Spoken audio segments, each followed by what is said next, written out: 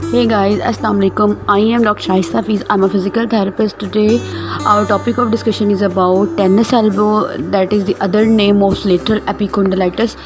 Lateral epicondylitis or tennis elbow is swelling or inflammation of the tendons of our wrist that bends our wrist backward from our palm.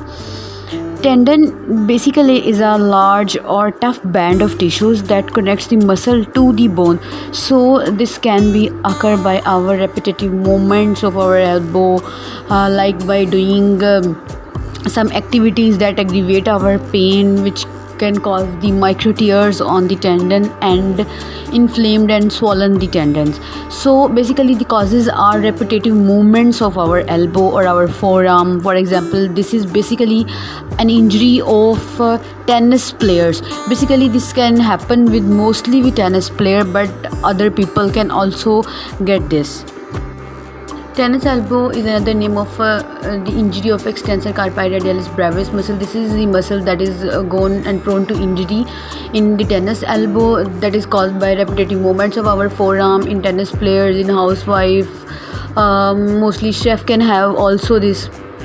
So basically extensor carpi radialis brevis muscle is the most prone to injury in tennis elbow. There are some special tests in physical therapy that we can perform to assess the tennis elbow, that are the Mills test and Cozen test. Basically the Mills test and Cozen test, to conduct the test, the patient is standing or sitting in the position with the elbow in flexion. Use one hand to stabilize the forearm while palpating the lateral epicondylitis with the other hand or thumb. Then passively pronate the forearm, flex the patient wrist and extend the elbow maximally.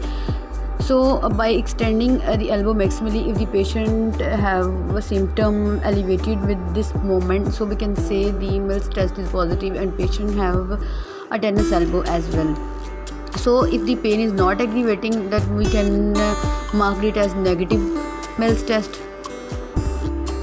The other one test is the Cozen test. Cozen test is a physical examination technique to assess the lateral epicondylgia, commonly known as tennis elbow. It involves the wrist extension passively and elbow in full extension, and also the forearm in pronation.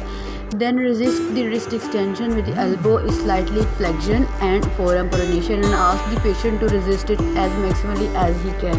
If the symptom is elevated and aggravated the pain, then we can mark it as a positive Cozen test. The resistance we are applying is the passive resistance, so the resistance can and may worsen the symptom, so we can mark it as Cozen positive test. Okay, that's it for today's video. I hope this video will give you the information you all need to know. Thanks for watching. See you next.